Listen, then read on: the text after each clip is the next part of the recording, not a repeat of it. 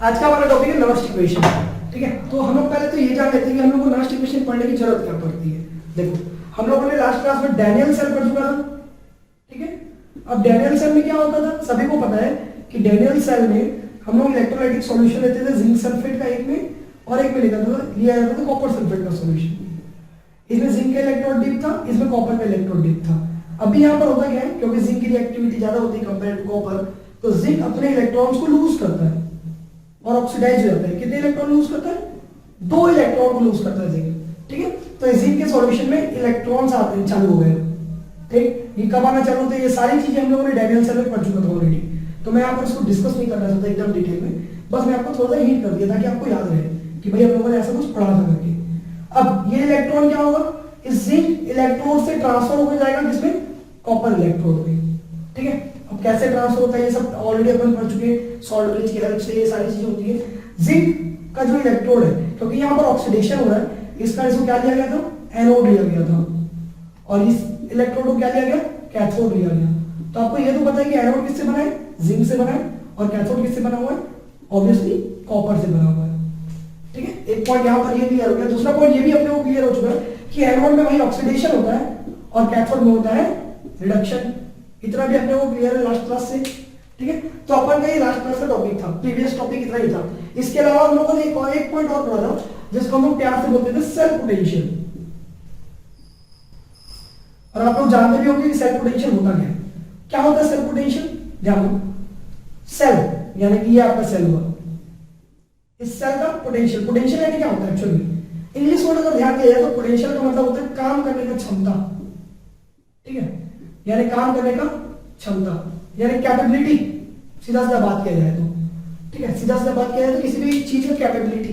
तो सेल की कैपेबिलिटी कितनी है, तो किसी चीज की कैपेबिलिटी भाई, कैपेबिलिटी होती है मूवमेंट ऑफ इलेक्ट्रॉन्स या फिर फ्लोइंग करंट की, यानी करंट फ्लो करने का कैपेसिटी या फिर इलेक्ट्रॉन्स को मूव कराने का कैपेसिटी।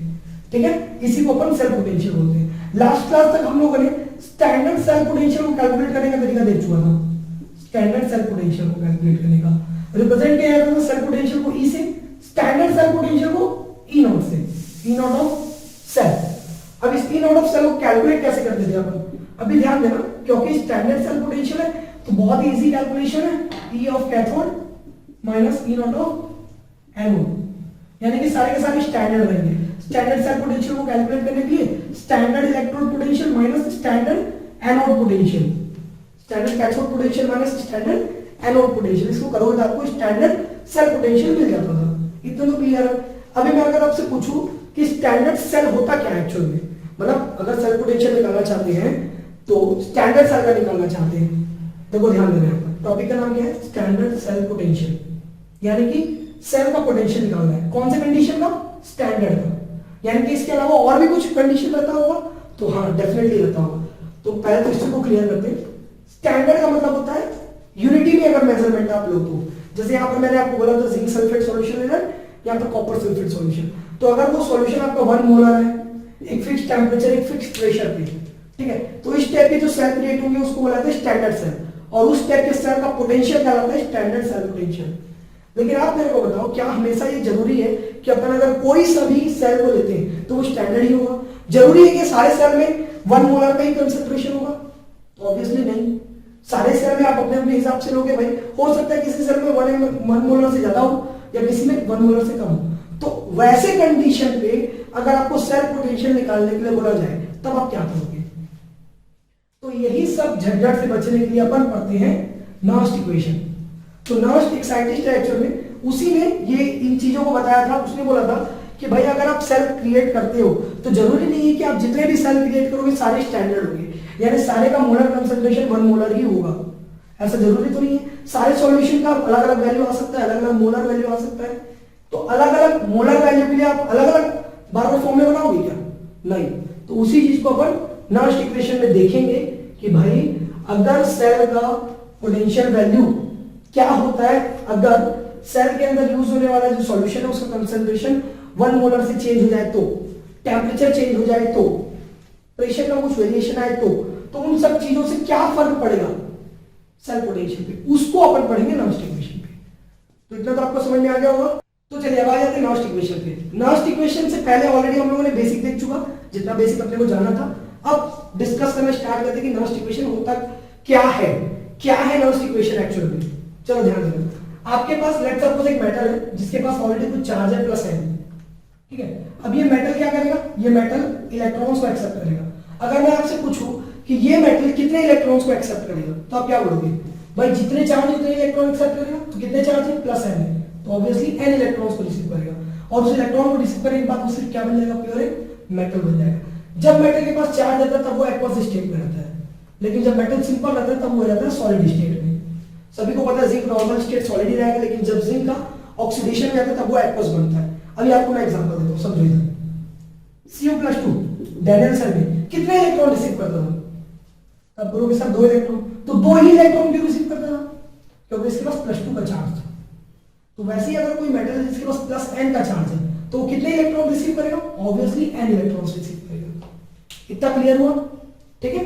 अब आगे बढ़ते हैं, लेकिन एक प्रॉब्लम है, मैंने पढ़ा हुआ है ऑलरेडी कि E0 सेल अगर मैं निकालना चाहूं किसी भी चीज के, जैसे इसके लेवल में निकालना चाहूं, तो फॉर्मूला होता है मेरा E0 cathode minus E0 anode.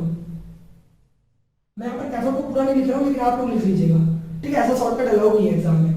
तो E0 सेल का वैल्यू क्या निकलना चाहेगा, E0 cathode minus E0 anode. इतना तो क्लियर हो गया होगा। अब आगे बढ़ते हैं, ध्यान दीजिएगा। अब यहाँ पर हम नर्स्ट इक्वेशन के थ्रू, अब E0 सेल तो स्टैंडर्ड के लिए निकलता है, अब ये स्टैंडर्ड है नहीं, मेरे को नॉर्मल ई सेल यानी ई सेल निकालना, मेरे को नॉर्मल ई सेल, तो उसकी वैल्यू क्या आएगी। तो नर्स्ट इक्वेशन के अकॉर्डिंगली अगर आप किसी भी सेल का पोटेंशियल निकालना चाहते हो, स्टैंडर्ड सेल का नहीं नॉर्मल सेल का पोटेंशियल, तो स्टैंडर्ड सेल से वेरिएट करेगा, इतना तो अपने को सबको पता है। अब कितना वेरिएशन आएगा, तो उसी वेरिएशन को नर्स्ट ने बताया भैया, वो वेरिएशन होता है R/T/N/F ln k। चलो अभी हम ध्यान दें क्या क्या चीज होता है। ई सेल क्या है आपका, ये है आपका सेल पोटेंशियल, यहां पर ध्यान दीजिएगा, सेल पोटेंशियल है ई सेल। E0 सेल क्या है आपका, ये है आपका स्टैंडर्ड सेल पोटेंशियल। और स्टैंडर्ड सेल पोटेंशियल आप कैलकुलेट कैसे करते हो, यहां फॉर्मूला दिया हुआ देखो। E0 सेल को आप कैलकुलेट करोगे E0 cathode minus E0 anode से, जहां पर R क्या है, R है आपका गैस कांस्टेंट, R क्या है आपका गैस कांस्टेंट। और गैस कांस्टेंट की वैल्यू क्या होती है, वैसे वैल्यू बहुत सारी वैरी करती है, डिपेंड्स ऑन यूनिट, लेकिन अपन नॉर्मल केस में यूज करते हैं 8.14 जूल पर केल्विन पर मोल, ठीक है। यहां पर जितना इंपॉर्टेंट ये वैल्यू उतना इंपॉर्टेंट ये वैल्यू भी है, आपको उसका यूनिट को भी याद रखना है, ये बात याद रखिएगा, ठीक है। वैल्यू के साथ साथ यूनिट भी याद रखना है आपको, ठीक है। ऑब्वियसली सबको पता होगा इतना तो कि ये भाई टेम्परेचर है, और हम लोग को इतना भी पता है कि टेम्परेचर को किसमें मेजर किया जाता है, केल्विन में मेजर किया जाता है।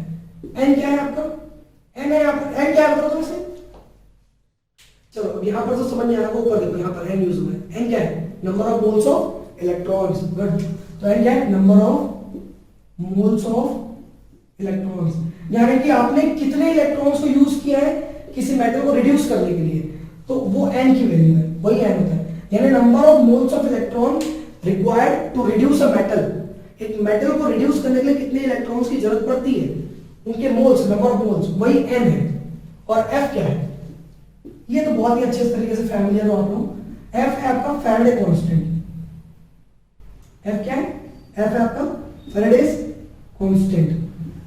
और फैराडेज कांस्टेंट की वैल्यू कितनी होती है, तो फैराडे कांस्टेंट की वैल्यू होती है 96,500 कूलम, ये अप्रोक्सीमेट वैल्यू, एग्जैक्ट वैल्यू बोला जाए तो 96,487 की समथिंग कूलम कुछ होती है, अप्रोक्सीमेट करके 96,500 कूलम देते हैं। आपको यही वैल्यू लिखनी है, बार बार आपको वो वाली वैल्यू नहीं लिखनी है जो मैं आपको बोला अभी कि 96,400 समथिंग कूलम हो, वो वैल्यू को यूज नहीं करनी है, आपको यही वैल्यू यूज करनी है जब भी आप पुट करोगे, ठीक है। अब क्या यहाँ पर इंपॉर्टेंट चीज चालू होता है, एल और के, ये क्या है। अब इसको पढ़ने के लिए आपको बेसिक जानना पड़ेगा, ठीक है। एल और के क्या होता है, एल आपको होता है नेचुरल लॉग, एल क्या होता है आपका नेचुरल लॉग, जिसको आप प्यार से लॉग ई भी बोलते हो, लॉग टू द बेस ई, वो होता है एल। और के क्या है, के है आपका इक्विलिब्रियम कांस्टेंट, के है आपका इक्विलिब्रियम कांस्टेंट। इतना क्लियर हुआ आपको। तो ये वेरिएशन लाया गया था नर्स्ट इक्वेशन के द्वारा। उसने बोला भाई कि E0 सेल और ई सेल में क्या फर्क होगा, तो इतने का फर्क होगा, E0 सेल और ई सेल में इतने का फर्क होगा। क्लियर हुआ आपको ये। तो हम लोगों ने नॉस्ट इक्वेशन के अकॉर्डिंगली ये जान लिया भाई कि क्या क्या वेरिएशन आता है। अब मैं आपको यहाँ पर बताता हूँ के क्या होता है। कि आपका इक्विलिब्रियम कांस्टेंट वैल्यू होता है। कौन सा इक्विलिब्रियम कांस्टेंट लेते हैं तो अपन कंसंट्रेशन विद रिस्पेक्ट टू क्या लेंगे अपन, with respect to concentration. Clear है? तो वहां पर के की जगह मैं लिख भी सकता हूं कि k इक्वल्स टू, के की जगह मैं लिख सकता हूं, ठीक है, कंसंट्रेशन ऑफ m। ध्यान दो, वैसे आप लोगों ने ऑलरेडी इसको ज्यादा पढ़ चुका है के क्या होता है। अगर कहीं को याद नहीं हो बता देता हूं, के की वैल्यू निकाली जाती है concentration of product upon concentration of reactant. Product क्या है m, तो कंसंट्रेशन ऑफ प्रोडक्ट m कौन से स्टेट का है, सॉलिड स्टेट का, ठीक है, upon concentration of reactant. Reactant में क्या है, ये दो चीजें, पहले इसको लेते हैं m और पावर में क्या है प्लस n, ठीक है, ये उसका ऑक्सीडेशन स्टेट को रिप्रेजेंट कर रहा है, एक्वस स्टेट का। अब यहां पर ध्यान दो, एक तो ये है, एक ये भी तो है रिएक्टेंट में, तो उसको लिखूं कि नहीं लिखूं, तो ऑब्वियसली इलेक्ट्रॉन का कंसंट्रेशन होता है क्या, नहीं होता ना। कंसंट्रेशन किसका होता है, कुछ दिए गए स्पीसीज का, ठीक है, इलेक्ट्रॉन कोई स्पीसीज नहीं है यहाँ पर अलग से, तो सिर्फ दिए गए केमिकल्स का ही कंसंट्रेशन निकाला जाएगा, इलेक्ट्रॉन का नहीं। तो इलेक्ट्रॉन यहाँ पर नहीं लिखाएगा। क्लियर हुआ ये पॉइंट आपको इतना। अब यहीं पर लेवल का कॉन्सेप्ट एक हो जाएगा कि हम लोगों को पता है कि किसी भी सब्सटेंस का कंसंट्रेशन अगर वो सॉलिड या लिक्विड स्टेट में है तो हम लोग उसको लेते हैं यूनिटी, यानी 1 लेते हैं, ठीक है। तो इस वैल्यू को पुट अप करूंगा एक बार तो इक्वेशन ट्रांसफॉर्म होगा। इक्वेशन आपका बनेगा E cell equals to E naught cell minus R into T upon N into F L N. K की जगह क्या लिखूंगा, इसको लिखूंगा, यानी concentration of M of solid upon concentration of M plus N in aqueous state. इतना clear हुआ। अब इसके आगे और बढ़ते हैं। E cell equals to E naught cell minus R into T upon N into F L N. अभी यहाँ पर ध्यान दो, ऑलरेडी मैं आपको बता चुका हूँ, अगर किसी भी सब्सटेंस का कंसंट्रेशन निकाला जाए इन सॉलिड स्टेट या लिक्विड स्टेट तो वैल्यू हम लोग लेते हैं 1। तो वापस सॉलिड स्टेट वाले में क्या आ जाएगी, 1 आ जाएगी, और नीचे में क्या मिलेगा आपको, as it is m plus n in aqueous state और सब कंसंट्रेशन।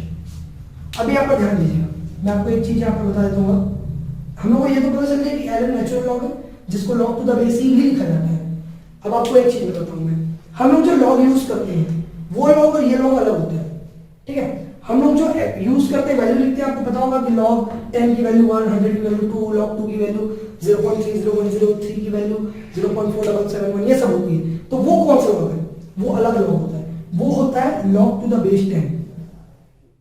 जो हम लोग लॉग यूज करते हैं वो होता है log टू द बेस 10, और आपको जो दिया गया है यहाँ पर ln करके वो है log to the base e। इतना क्लियर हो आप लोगों को। चलो इसके ऊपर मैंने एक सेपरेट वीडियो अलग से बनाया हुआ है, अगर आपको लॉग में कोई दिक्कत आ रहा होगा तो आप वो वीडियो को देख सकते हैं। इवन तो लॉग की वैल्यू कैसे निकालते हैं वो भी उसमें बताई गई है, ठीक है, तो आप उस वीडियो को रेफर कर लीजिएगा अगर आपको लॉग में कोई दिक्कत हो। मैं यहाँ पर लॉग नहीं पढ़ा रहा हूँ, ठीक। तो चलो आगे बढ़ जाते हैं इसमें। ई सेल, ठीक है। अच्छा इसमें एक और बात बताता हूँ, क्या लॉग ई को लॉग टू द बेस 10 में कन्वर्ट किया जा सकता है? हाँ, कैसे? तो ध्यान दो, जब भी आप log टू द बेस ही यानी कि नेचुरल लॉग यानी कि ln इसको log टू द बेस 10 यानी कि सिर्फ सिंपल लॉग अगर आप कन्वर्ट करना चाहो तो आपको 2.303 से मल्टीप्लाई करना पड़ेगा। मैं बताता हूँ क्या बोल रहा हूँ मैं। पहले इसको मैं लिख लेता हूँ ई नॉट सेल माइनस, अभी ln को मेरे को अगर लॉग में कन्वर्ट करना है पहले तो ये लिख देता हूँ r into T upon n into f। अब ln को मेरे को कन्वर्ट करना है नॉर्मल लॉग में यानी log टू द बेस 10 यानी कि लॉग। तो कैसे कन्वर्ट करूंगा, तो सिर्फ ln को हटा के वहां पर log लिख दूं चलेगा? तो नहीं, क्या करना पड़ेगा, अगर नेचुरल लॉग को अगर आप नॉर्मल लॉग में कन्वर्ट करना चाहो तो यहां पर फिर मल्टीप्लाई करो आप 2.303 से, यहां पर 2.303 से मल्टीप्लाई करो तब जाके फिर ये नॉर्मल लॉग में कन्वर्ट होगा। क्लियर हो? अब हम लोगों ने सारे की वैल्यूज तो जान चुकी कौन सी चीज क्या होता है। अब उसकी वैल्यू को पुट अप करते हैं, तो ध्यान दीजिएगा मैं यहाँ पर वैल्यू पुट अप कर देता हूँ। E cell equals to E naught cell minus R की वैल्यू कितनी होती है, अभी बताया था, आर की वैल्यू होती है 8.314 जूल पर केल्विन पर मोल, यानी 8.314 इनटू टेम्परेचर। टेम्परेचर कितना होगा, टेम्परेचर के बारे में डिस्कशन ही नहीं हुआ था भैया। टेम्परेचर जब भी आप नॉर्मल कंडीशन में लोगे तो रूम टेम्परेचर लोगे, और रूम टेम्परेचर कितना होता है यहाँ पर मैं बता दूं आपको कि रूम टेम्परेचर की वैल्यू होती है 25 डिग्री सेल्सियस या फिर 298 केल्विन।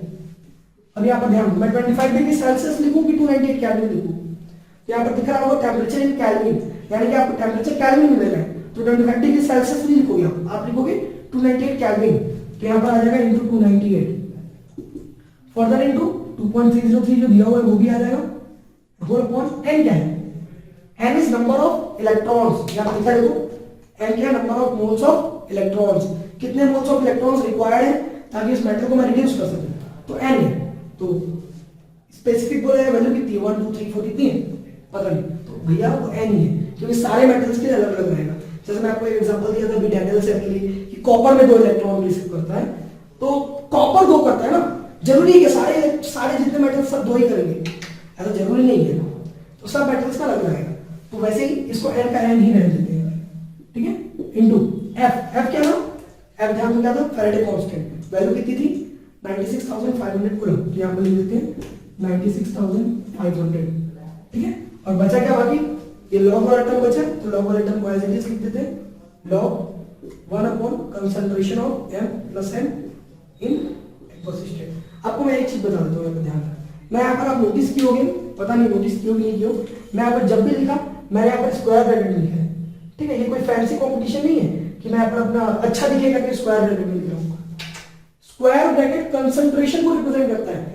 मैंने जब भी बोला है, जितनी बार भी बोला है, आप नोटिस नहीं किए शायद तक या किए हो तो बहुत अच्छी बात है, मैंने हर बार इसको पढ़ा तो बोला concentration of m plus n, अभी भी मैं लिखा तो मैं बोला concentration of m plus n in aqueous state, क्योंकि यहाँ पर जो स्क्वायर ब्रैकेट है वो स्क्वायर ब्रैकेट कंसंट्रेशन को रिप्रेजेंट करता है, क्लियर हुआ, और यहाँ पर भी m की वैल्यू 1 नहीं है, कंसंट्रेशन की वैल्यू 1 है, किस चीज का, किसी भी मेटल का इन सॉलिड या फिर लिक्विड स्टेट, सॉलिड या लिक्विड स्टेट में किसी भी चीज का कंसंट्रेशन आप निकालते हो तो उसकी वैल्यू यूनिटी लेते हैं अपन, क्लियर हुआ, उसकी किसकी वैल्यू, मेटल की नहीं, मेटल की कंसंट्रेशन की, ठीक है।